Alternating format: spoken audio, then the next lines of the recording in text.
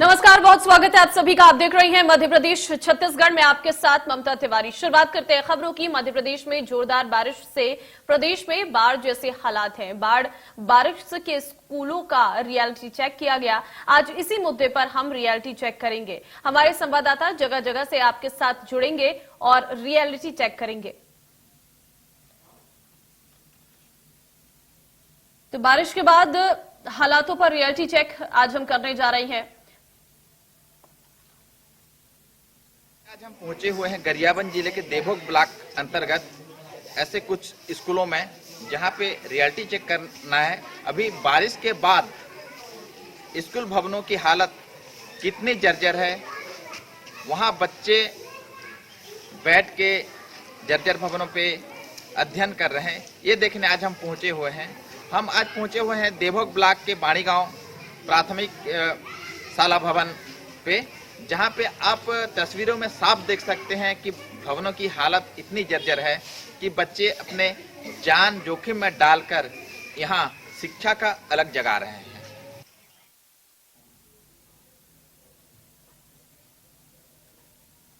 तो फिलहाल बाढ़ और बारिश के बाद स्कूलों का रियलिटी चेक किया गया कि वहां पर क्या व्यवस्थाएं हैं, बच्चे किस तरीके की परेशानियों से जूझ रहे हैं, क्या हालात है और किस तरीके से बच्चों की पढ़ाई हो रही है। क्योंकि आप तस्वीरों को देखिए, स्कूल की क्या हालत है।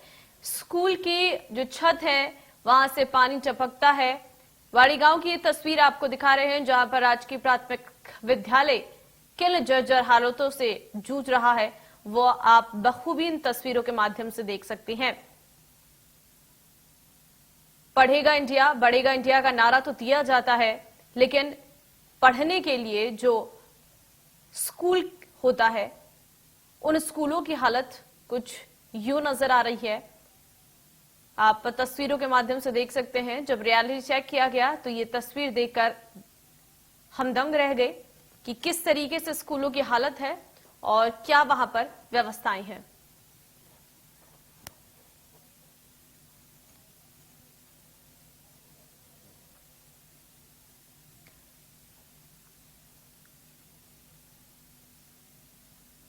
सिकंदर और रमेश, दो संवाददाता इस वक्त हमारे साथ अलग अलग जगह से जुड़ गई हैं। सबसे पहले सिकंदर, आपके पास ही आती हूं। क्या स्थितियां आप देखते हैं, क्योंकि बाढ़ और बारिश का कहर देखने को मिल रहा है। रियलिटी चेक में क्या तस्वीर आपको नजर आई? फसल का कार्य शुरू हो जाता है, पूरा चारों तरफ हो जाती है, लगाने लगते हैं। फसल क्या है हमारी? सिकंदर, आवाज मिल रही है मेरी आपको? वही हमारे लिए खुशहाली का संदेश लाती है। कहने का मतलब लगता है सिकंदर तक आवाज नहीं पहुंच पा रही है। रमेश सोनी के पास चलते हैं। रमेश, आपको मेरी आवाज मिल रही है?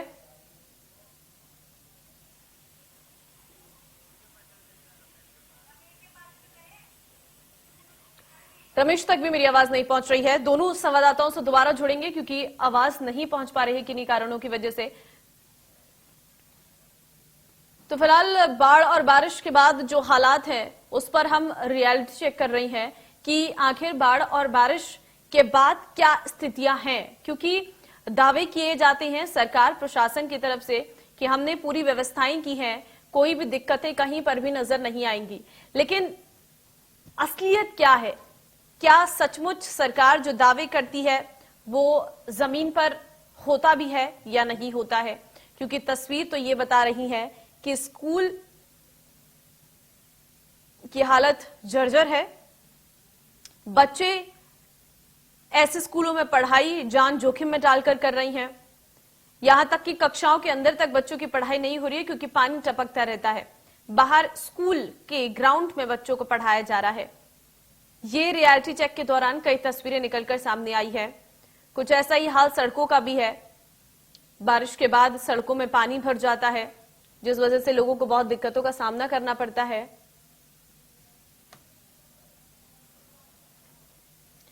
तो बाढ़ और बारिश के बाद जब स्कूलों का रियलिटी चेक किया गया तो तस्वीरें ये बता रही थी कि क्या व्यवस्थाएं हैं और किस तरीके से इनके हालात नजर आ रहे हैं। बारिश के बाद बने हालातों पर यह रियलिटी चेक इंडिया न्यूज की तरफ से किया गया।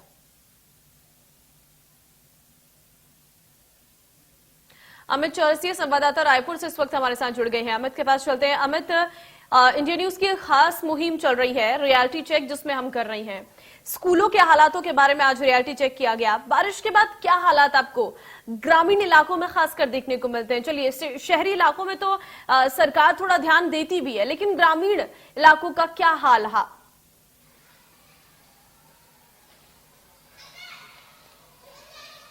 अगर सबसे पहले हम बात करें, क्योंकि छत्तीसगढ़ की राजधानी रायपुर है और रायपुर में जिस तरीके से पंडित रविशंकर शुक्ल परिसर में स्थित उस स्कूल में है, उस प्राथमिक शाला में है, आप उसकी हालत देख सकते हैं। मैं इस समय पंडित रविशंकर शुक्ल माध्यमिक शाला में हूं। आप देख सकते हैं यहाँ पर जिस तरीके से स्थिति आपको नजर आ रही है। यहाँ पर जो बरसात के बाद, जो मौसम के बाद यहाँ पर स्कूल का हाल, उसकी बिल्डिंग का हाल किस तरह से जर्जर भवन होते जा रहे हैं। इवन यहाँ पर दीवारों पर घास उग गई है, पेड़ लगे नजर आ रहे हैं, लेकिन किसी भी तरह की कोई व्यवस्था यहाँ पर नहीं है।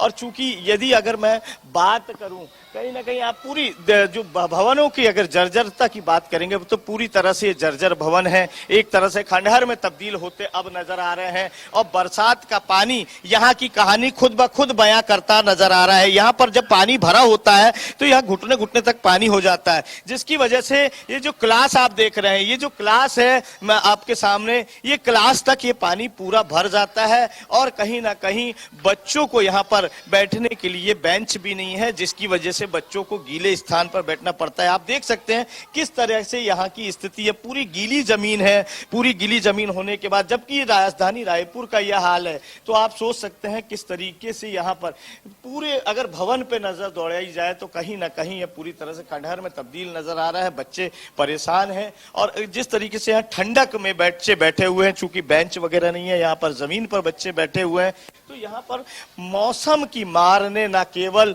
स्कूल की व्यवस्था की पोल खोली है, और साथ ही यहाँ पर हर तरफ आपको यहाँ गंदगी के अलावा कुछ नजर नहीं आएगा, सिर्फ गंदगी और सिर्फ गंदगी। तो एक तरह से कह सकते हैं कि स्कूल प्रबंधन को यहाँ पे, चूंकि ये सरकारी स्कूल है, तो यहाँ पर जितने भी कर्मचारी कार्यरत हैं उनकी व्यवस्थाओं की पोल यह खोलता नजर आता है। अगर मैं बात करूं, वहां पर टूटी कुर्सी नजर आएगी। यहाँ इस स्कूल की पहचान ऐसी ऐसी है, कपड़े सूख रहे हैं, ठीक है, बेंच में आपको कपड़े सूखते नजर आ रहे हैं, बच्चे जमीन में बैठे नजर आ रहे हैं, कुर्सी जो शिक्षकों की कुर्सी है वह टूटी हुई नजर आ रही है। पूरा घरेलू माहौल यहां पर बना हुआ, जबकि शंकर शुक्ल यूनिवर्सिटी के परिसर में हम हैं। जब राजधानी का यह हाल है तो आप सोच सकते हैं कि किस तरीके से आप ग्रामीण क्षेत्रों में क्या हाल होगा। आप देख सकते हैं इस पूरे गैलरी में आप डाले, यहाँ पर सिर्फ आपको शीत ही शीत, पूरी क्लास में आपको शीत नजर आएगी। आप देख सकते हैं पूरी तरह से क्लासेस खाली पड़ी हुई हैं यहाँ पर। और गंदगी का आलम यह है कि हर तरफ आपको टूटे हुए बोर्ड, इसकी पहचान बने हुए हैं। ठीक है अमित, मैं लौटती हूँ आपके पास। बिल्कुल तस्वीरें हम देख रहे हैं और दिखा भी रहे हैं दर्शकों को कि क्या हाल है रायपुर सिटी का। मैं लौटूंगी आपके पास, आप बने रहिए मेरे साथ। रमेश सोनी गरियाबंद से इस वक्त हमारे साथ जुड़ गए। रमेश, आवाज मिल रही है मेरी अब? जी रमेश, दिखाइए तस्वीर, क्या हालात आपको वहां पर नजर आ रहे हैं? बारिश के बाद स्कूल कैसे हैं? जी ममता, बिल्कुल बारिश के बाद यहाँ स्कूल भवनों की हालत इतनी जर्जर है कि हम आज कुछ ग्रामीण एरिया में आए हैं और स्कूलों की रियलिटी चेक पे पहुंचे हैं। हम आपको कुछ तस्वीर दिखाते हैं कि स्कूल भवन की हालत क्या है। देखने वाली बात है कि आप और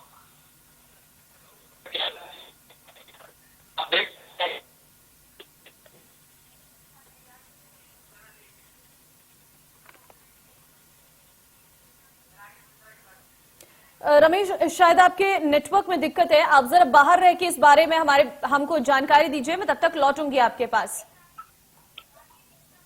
पेंड्रा चलते हैं। राकेश मिश्रा इस वक्त संवाददाता वहां से मेरे साथ जुड़े हैं।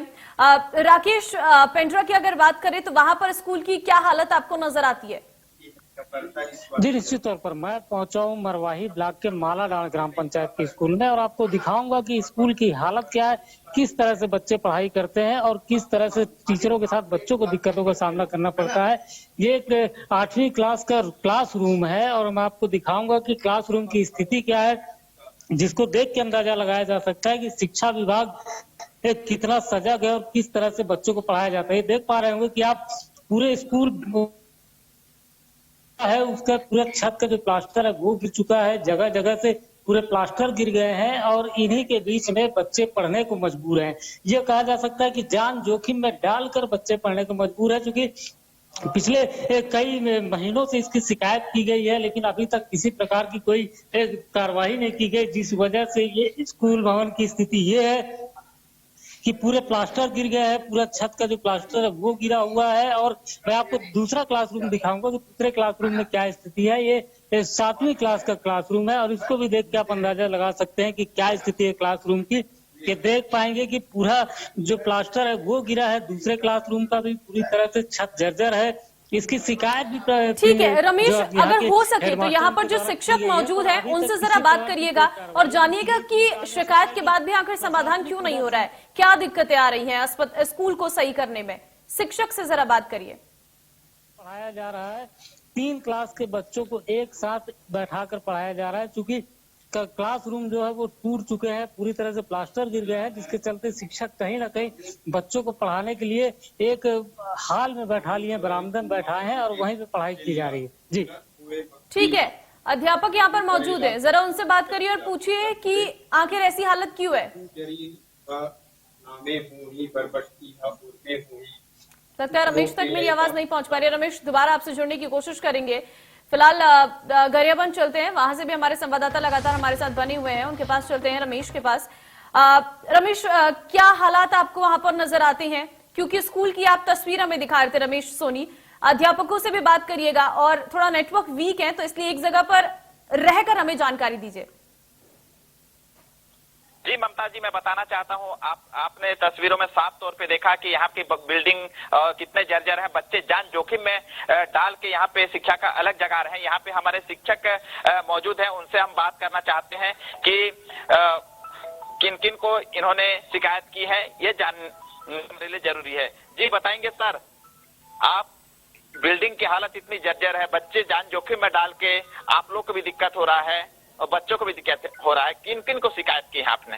जी सोनी जी, ये जो भवन है जो बहुत ही जर्जर है, इसके लिए हमने हमारे जो अधिकारी हैं उनको प्रस्ताव बना के दिया था। साथ में पंचायत वाले भी 1-2 बार इसको तोड़ के नया बिल्डिंग के लिए प्रस्ताव दिए थे, लेकिन अभी तक कोई सुनवाई नहीं हुआ है।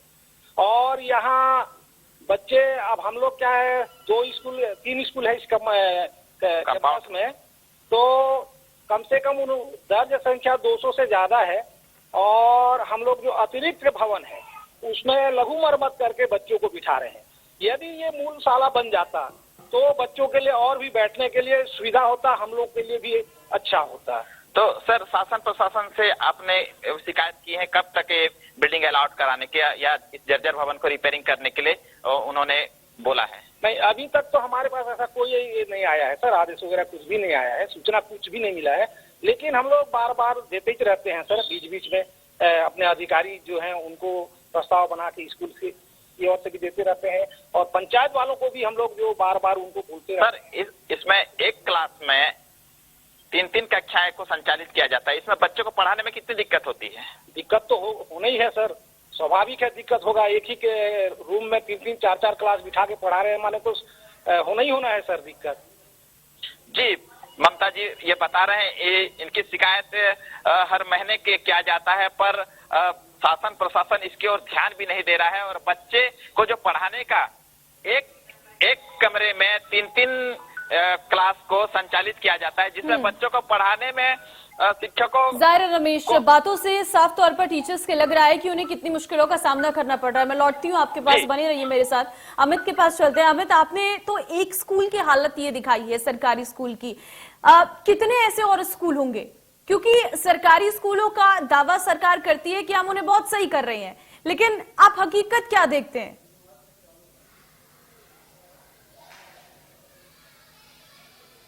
बिल्कुल, अगर बात करें कहीं ना कहीं इस रियलिटी चेक में सारी व्यवस्थाओं की पोल खुलती नजर आती है। अगर हम बात करते हैं इस समय पूरा फोकस अगर छत्तीसगढ़ सरकार का है तो वो आत्मानंद स्कूलों पर है। न केवल आत्मानंद स्कूलों को वो चमका रहे हैं, दमका रहे हैं और साथ ही वहां पर सुविधा होने की बात भी कर रहे हैं। हालांकि निसंदेह आत्मानंद स्कूलों ने इस सरकारी स्कूलों की तस्वीर बदली है। लेकिन अगर हम जिन स्कूलों की बात कर रहे हैं इस समय, वो न केवल जर्जर भवन है, बल्कि वहां पर मौसम की मार के बाद तो और स्थिति बद से बदतर होती आ रही है। आपको दिखाना चाहूंगा, यहाँ पर आपको चारों तरफ पानी ही पानी, अगर यहाँ पर पानी भरता है तो पूरी तरह पानी भरा नजर आता है। यहाँ पर आप देख सकते हैं किस तरीके से पानी भरा है। इसका निकासी नहीं होने के कारण अमूमन ये पूरे कैंपस में यहाँ पर पानी भर जाता है। आप यहाँ पे गंदगी का भी आलम देख रहे हैं, किस तरीके से ये गंदगी भरी हुई है। और न केवल बच्चों को हाइजीनिक माहौल मिलना चाहिए, बात कहीं की वो स्कूल की हो, घर की हो, लेकिन बच्चों को हाइजीनिक माहौल मिलना जरूरी है। तो ऐसे में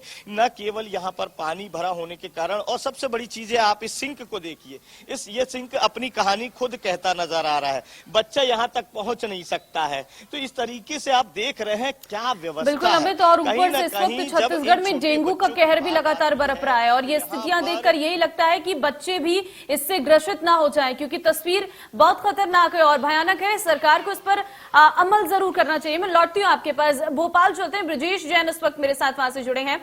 ब्रजेश, भोपाल के स्कूलों की क्या स्थिति है? क्योंकि राजधानी छत्तीसगढ़ की हाल खराब है वहां के स्कूलों का, लेकिन मध्य प्रदेश की राजधानी, वहां पर क्या स्थितियां आपको दिखती है?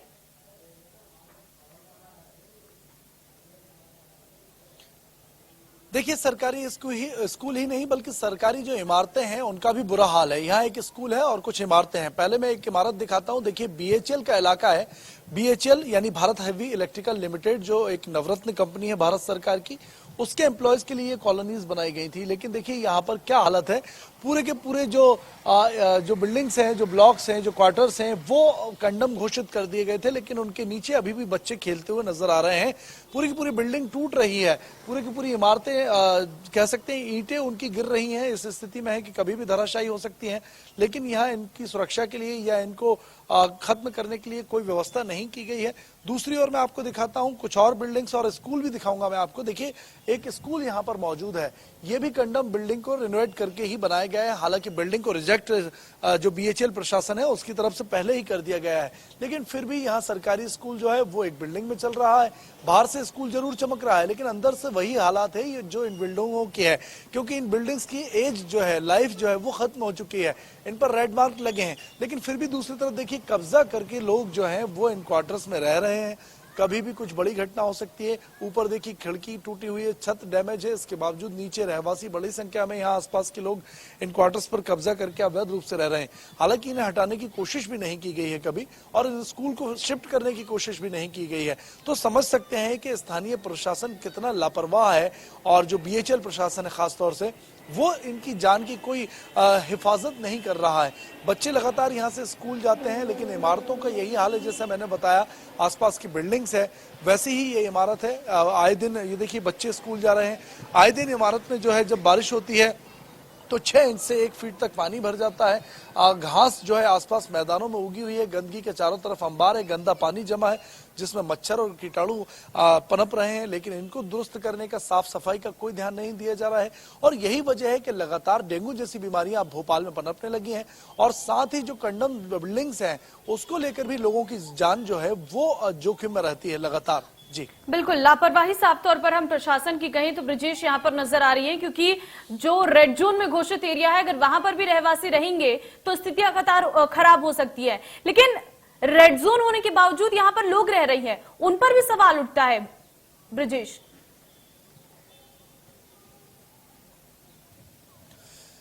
बिल्कुल, देखिए काफी बड़ी संख्या में लोग रह रहे हैं। 1-2 दर्जन नहीं बल्कि सैकड़ों की संख्या में लोग यहाँ रह रहे हैं।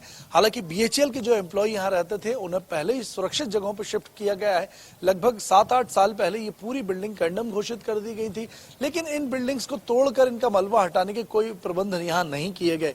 यही वजह रही कि बिल्डिंग्स खाली पड़ी रही। ये 2 फ्लोर की बिल्डिंग खाली पड़ी रही। आसपास के स्थानीय जो रहवासी हैं, ग्रामीण क्षेत्र के लोग हैं आसपास के, उन्होंने कब्जा कर रखा है। और बड़ी संख्या में चारों तरफ अगर मैं नजर मारूं तो इन कंडम बिल्डिंग्स पे जिन पर रेड मार्क लगे हुए हैं, उन बिल्डिंग्स में लोग अपनी फैमिली के साथ रह रहे हैं। खुद तो रिस्क ले ही रहे हैं, लेकिन यहाँ बड़ी लापरवाही BHEL प्रशासन की, स्थानीय प्रशासन की भी है, क्योंकि वो ध्यान नहीं दे रहे हैं। कई जगहों पर बिल्डिंग्स को डिमोलाइज किया गया है, लेकिन यहाँ पर जो इलाका है यहाँ लोग रह रहे हैं और इनको कभी ना नोटिस दिया गया, ना इनको खाली किया गया, ना इनको सुरक्षित स्थान पर ले जाने की कोशिश की गई। और यही वजह है कि इनकी जान लगातार जोखिम में है और बड़ी लापरवाही है बीएचएल और निगम बिल्कुल प्रशासन की है। ब्रजेश बने रहिए, आप मेरे साथ में लौटूंगी आपके पास। रमेश के पास चलते हैं। रमेश, क्या गरियाबंद के सारे स्कूल सरकारी इसी हालत में है या फिर कुछ ऐसे स्कूल हैं जिनकी हालत खराब है? जी ममता जी, मैं बोलना चाहूंगा कि यहाँ गरियाबंद जिले के ऐसे बहुत सारे ऐसे स्कूल हैं जो जर्जर हालत में है, पर शासन प्रशासन को इसके ओर ध्यान देना चाहिए। पर शासन प्रशासन अंतिम एरिया देवभोग होने के नाम से इस ओर ध्यान नहीं देते। वो अपना चैम्बर में बैठ के एसी का हवा खाना जानते हैं और इतनी लापरवाही। हम एक बात और बोलना चाहेंगे कि इस स्कूल पे जहाँ पे बिजली विभाग की ट्रांसफार्मर लगी हुई है, आए दिन बरसात के दिनों में बच्चे अगर इस ओर चल देंगे तो हम आपको दिखाना चाहते हैं कि इस ट्रांसफार्मर से करंट आना चालू हो जाता है। पर इतने गंदा एकदम साफ सफाई भी नहीं किया जा रहा है। आप देख सकते हैं किस तरह ट्रांसफार्मर यहाँ पे है। बच्चे जब यहाँ पे खेलने या कुछ ऐसे लापरवाही पूर्वक आ जाते हैं तो बड़ी दुर्घटना होने की आशंका हो सकती है। जी ममता। बिल्कुल, तस्वीरें साफ बता रही हैं रमेश की क्या हालात हैं और अपने आप में गांव के इलाके बहुत ज्यादा खराब नजर आ रहे हैं। अमित, आपके पास आती हूँ क्योंकि आपने स्कूलों की तस्वीरें बहुत बखूबी से दिखाई हमें, लेकिन क्या वजह है कि इस स्कूल को सही नहीं कराया जा रहा है? राजधानी में होने के बावजूद ये स्कूल आखिर क्यों नहीं सरकार की नजर पर है? क्या पीछे कारण माने? क्योंकि शिकायत तो कही गई होगी कई बार।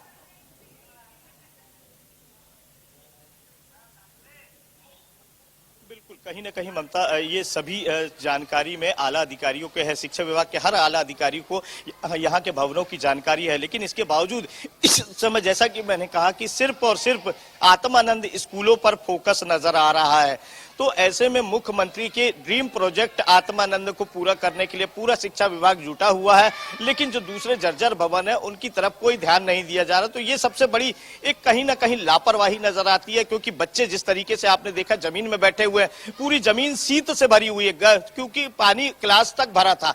तो ऐसे में शीत से भरी ठंडी जमीन पर बच्चे बैठे हुए हैं और ऐसे में हर तरफ आपको सिर्फ और सिर्फ एक तरह से लापरवाही नजर आती है पूरी तरीके से शिक्षा विभाग की। अब शिक्षा विभाग को चाहिए कि बच्चों की तरफ विशेष ध्यान दिया जाए। शिक्षा का अधिकार क्योंकि हर बच्चे का है, तो हर बच्चे को, क्योंकि हर बच्चे का एडमिशन आत्मानंद स्कूल में नहीं हो पा रहा है, ऐसे में उन स्कूलों का क्या होगा जहां जो सरकारी स्कूलों में बच्चे पढ़ रहे हैं। तो तत्काल प्रभाव से इन बच्चों की तरफ, इन स्कूलों की तरफ, इन भवनों की तरफ ध्यान देना चाहिए ताकि हर बच्चे को वो अधिकार मिल सके जिसका कि वो अधिकारी है। तो ऐसे में शासन प्रशासन और राज्य सरकार को इस तरफ भी सोचना चाहिए। जाएगा तो कहीं ना कहीं जो ग्रामीण बच्चे हैं, जिनकी आय कम है, जिन परिवारों की, वो बच्चे भी अच्छे से पढ़ लिख सके। फिलहाल आप तीनों का बहुत धन्यवाद इस वक्त हमारे साथ जुड़ने के लिए, इस रियलिटी चेक में तस्वीर दिखाने के लिए जनता को कि हाँ किस तरीके की तस्वीरें इस वक्त स्कूल की है। बहुत जरूरी है कि सरकार इन सरकारी स्कूलों पर ध्यान दे, क्योंकि जब पढ़ेगा इंडिया तभी तो बढ़ेगा इंडिया। फिलहाल